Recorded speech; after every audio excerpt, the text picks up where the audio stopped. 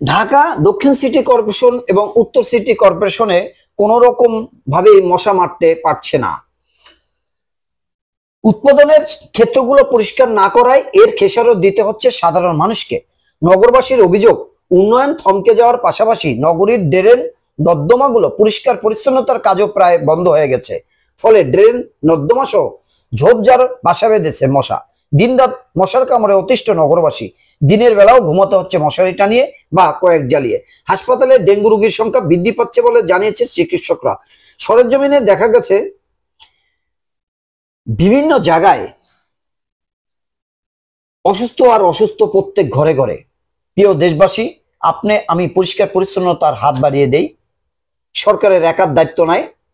আপনি এবং আমি দুজনেই যদি সতর্ক হই, ঘরে ঘরে যদি সতর্ক হই, তাহলে আমরা অনেকটাই আল্লাহর রহমতে এটা নিজেরা নিজেদেরকে হেফাজত করতে পারবো ইনশাআল্লাহ।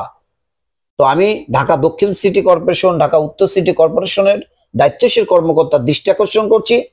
আপনারা জানেন এই সিজনটা একটু ডেঙ্গু এবং বিভিন্ন ধরনের রোগবালা বেশি দেখা দেয়।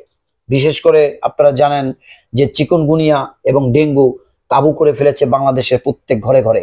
এমতো অবস্থায় আমাদের করণীয় পরিষ্কার পরিচ্ছন্নতার কার্যক্রম বাড়িয়ে দেওয়া। প্রিয় দেশবাসী, ভালো থাকবেন, সুস্থ থাকবেন, সবাই সবার পরিবার পরিজন নিয়ে। আসসালামু আলাইকুম।